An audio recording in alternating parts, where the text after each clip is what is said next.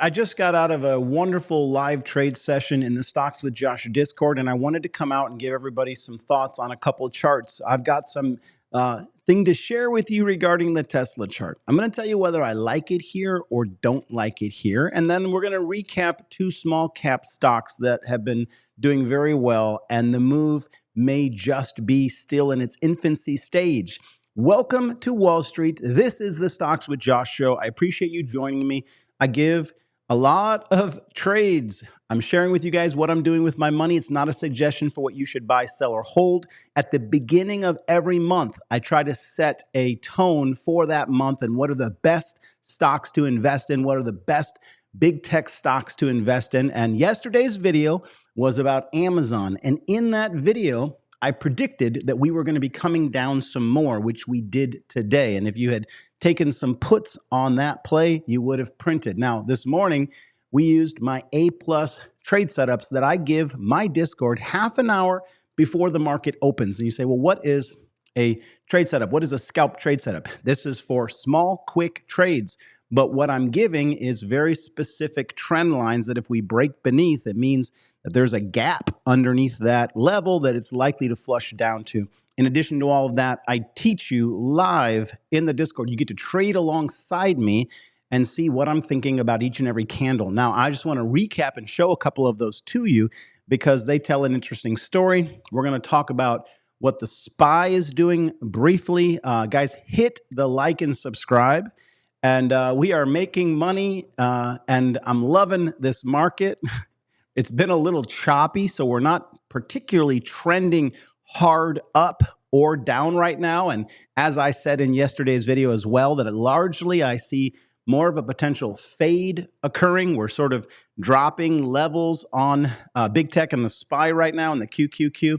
And what I'm concerned about is when we get to Friday, we're going to get a data dump. We're going to get that PCE. That's the Fed's favorite tool for gauging inflation.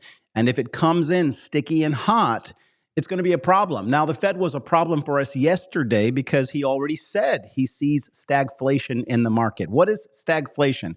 It means that the price of goods remain high and largely unaffordable for most Americans, while simultaneously the economy begins to slow. We're going to get a revised GDP this Friday as well. So a lot of data for us to process and a lot of potential for it to not be good. And what is this all about?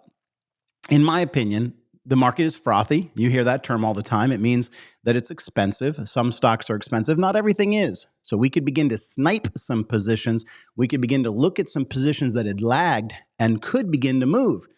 I mean, you got your own underdog list. You got stuff like TTD that had a beatdown earlier this year. You got Lululemon. You got Nike. I've mentioned UPS as something that I've got my eye on as a new underdog. You've got UNH, that's another underdog.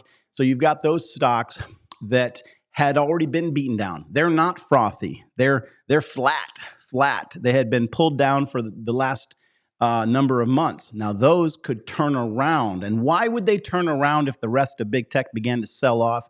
Because they're being shorted. So when the market goes into a sell mode, right, and they expect a lot of liquidity to come in to push everything down, that's when people that have shorted these positions, shorted these underdogs, they want to lock in the gains because they might have a huge short position representing $10 million, $100 million worth of shorting, let's say Nike or Lululemon.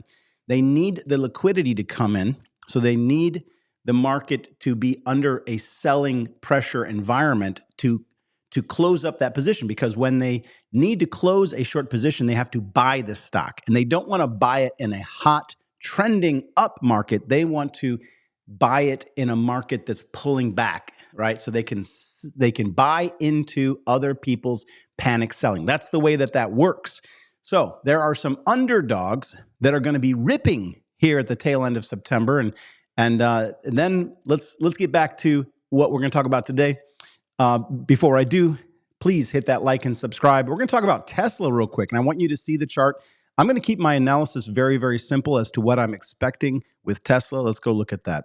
All right, we're looking at the weekly candles. It means that each of these candles represents 1 week of price action on Wall Street for Tesla. And you can see that we're getting a V-shaped recovery on Tesla, right?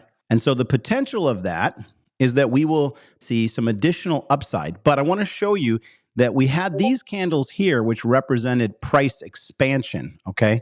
So this was price expansion right here. And what is price expansion? It means the price began to move up quickly and the bears gave up the fight and the bulls just took over and started going from a trot to a run. But now these candles are getting smaller, which is price compression. It means that the bears showed back up and said, hey, I don't know. I don't think this should go much higher than 440. I think it's time for this to reverse. And so they want to begin to load back up their puts. They want to load back up their shorts and they want to write it back down.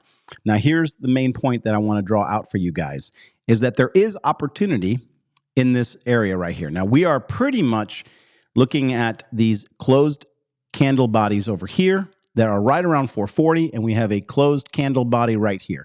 And then we've got some wicks. And so there is the opportunity for this to fluctuate in this environment. What we don't have as far as candle theory goes is we don't have any candles with massive rejection wicks like we did right here. Back here, we had these huge rejection wicks, which indicated that the up move was over. Now, we could still get those, but I want you guys to be on high alert as to the fact that ultimately, the likelihood is that we could get a double top here. But we are in a zone where I think there's still room for this to vacillate between 440, 460 to 480. And it has not broken down just yet. And so I wanted you guys to be aware, we do see some higher volume nodes up here. Let's go look at the momentum indicators. On the MACD line, we're getting expansion of the histogram, which means that the MACD line and the signal line are spreading apart. But we're also seeing on the weekly time frame a little bearish divergence, which means that we currently have a lower momentum high than the previous move, even though the price is the same, which means that the price came up to this same level, but not with the same amount of momentum. The RSI is sort of at a decision point. It's currently above 70. I think it can go either way. We don't have a lot of emotion in Tesla right now, and we know that because we don't see a lot of wicks at the top of these candles right now. Now, let me give you a little bit of a backstory that I want to cover some more in a designated Tesla video, but I'll give you a sneak peek of it right now.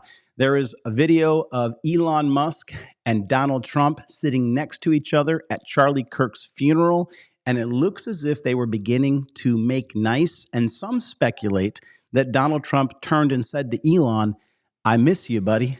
So we could be having a reigniting bromance between the richest man in the world and potentially the most powerful man in the world. And this, again, as I've said in the past, this would be good for Tesla shareholders. We need Elon to make nice with world leaders, especially with Trump and this administration, so he can move past all of the regulation to bringing autonomous driving to the country. Now, I think that Trump wants to work with the man, and I'm going to talk about this more. So I'm not bearish on the stock. I still think we stay in this zone and we have some price spikes and some price wicks in the days ahead. However, I also want to alert you that we are nearing a place where this could be a classic double top, and that is bearish if we do end up getting a large wick to the previous high and we get rejection again. That would make sense. And I could see that we would then come back and eventually make a handle to that huge V if this is going to continue higher in 2026, which I see a lot of opportunity for this to continue higher in 2026. So we'll talk about this more. I wanted you to have a little bit of my perspective, but let's talk about what's been working. And let me give you some insight on serv. This is the first small cap stock that I want you to pay attention to. And then I'm going to tell you another one that's been doing what I said it would do and still has opportunity. Let's go look at the serv chart real quick. All right, we covered this in great detail in the Stocks with Josh live trade session today. And I want you to understand a couple simple things. This whole sideways area of candle consolidation, we have ripped above it, okay? Now, I've been talking about this stock since it was down here. Now, if you came tardy to the party and you bought right here, you're thinking, oh, I bought at $15 and now it's $13. I'm panicking. Well, personally, I don't see any reason for panic, okay? I do expect some bearishness at the tail end of September, but this is a structure that looks as if it's broken out. And in my view, I do still see us getting to 1750. And so if you're using good financial discipline, you buy red candles along the way till you get to your target. Now, this is my target, and that's my strategy. You got to have your own plan. You got to use your own patience, and you got to have your own discipline. But nothing's wrong with the serve chart, and that's what I wanted you guys to be aware of. Let's briefly talk about the SPY chart. Now, the SPY chart has some problems. I'm going to just quickly go over our live session trade that we made today. We made a 60% option win. We took options on the break of this price. Now, this price was given to the community half an hour before the market opened, and we were able to ride some puts all the way down to here and get a 60% profit on the runners. I lock in profit along the way. Every 20%, I sell down my position, and eventually I've got a remaining position that I watch and see what it does. But this was the trade setup that everybody got before the market opened, and you can see it was a huge payday. This was the breakdown price, 664. This was the breakout price, and you can see that we didn't get any false signals. A very, very clean setup for the day. Overall, I want to remind you guys when it comes to the SPY that we are watching 665. We're beneath it still going in to Wednesday here today, and we have the caution until we get above 665. We have the risk of pulling all the way back initially to 652. So just be mindful, nothing has changed there. Now, the last stock I want to show you guys is Bull. And I've talked a lot about this one over the last week and been warning people not to miss out on the trade.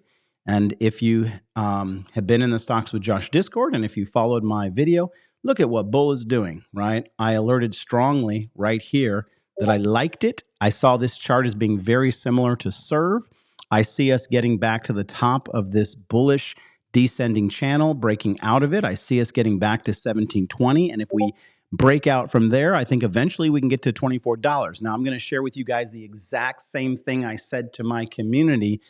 I just shared with you my plan on a chart that I like, okay? You've got to do your own analysis, and you've got to figure out what is your plan. Are you trying to do a quick swing? Are you trying to do a scalp, a get in and get out? Are you doing a long-term investment? I like serv and bull right now for long-term investments. But when I like a stock for a long-term investment, I take a little short-term investment as well, because if it does what I'm expecting it to do, that can pump 100, 200, 300%. And then I can take all that money and load it into my long-term investment and make even more money. This is the type of stuff that I teach. This is the journey that I'm on, and many thousands of people have followed me in the Stocks with Josh Discord. We've got GOAT alerts for options. We've got GOAT swings for folks that are just looking to buy a $10 stock or a $7 stock or a dollar stock. I've got great Crown Traders, stock brother, Reggie. He provides the penny stocks. Mark from Tribal Trades, he provides the crypto degen. We're talking the newest stuff and trends in crypto if you want to get on it. Michael, aka Spy Lord, he provides, or Money Mike, he provides the daily live trading and coaching, because I can't be in there all the time because I make videos and do a lot of other things.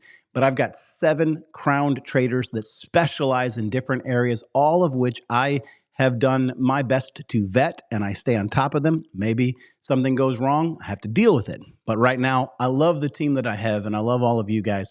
And those are 2 stocks that I want you to have on your radar that I'm too afraid to sell. Serv and Bull, too afraid to sell. The SPY is currently postured weak as long as it's under 665. It's currently postured weak going into the rest of this week. Tesla is not rolled over yet, and we've got some stuff brewing that the market might like. And I mentioned it. It's a reconciliation between Trump and Elon. It's brewing. The market might like that, and we might get another burst up, and that could turn into some selling because we have a V neck double top forming. So shared a lot with you guys on Tesla. Hope some of it makes sense. Now, we build upon these ideas as I make each video along the way. You've got some of my foundational thoughts on the Tesla SPY and these 2 hot small cap stocks. I'd love to hear from you guys. What do you think about the SPY, Tesla, serv, and Bull? Are you in any of these? And if you made some money in the Stocks with Josh Discord, tell the rest of the folks in the comment section how we did. I think we did pretty well. Appreciate you guys. Hit the like and the subscribe and the all notifications alert bell so you get the next video. We are getting ready to go into October, and I'm going to be making more videos on my top picks for October. Now, we have been doing that, here. I've been giving those those early on, June, July, August, and September, and every time has been a winner. Now we're going to do it again for October. Who knows? You may not always win, but we are on a winning streak, and I'm going to do it again for October. I told you that I'm looking to buy Amazon on the pullback, which means I'm hoping that we get to Friday, and I'm hoping we pull back and hit some support levels, and then I'll notify my entries of buy.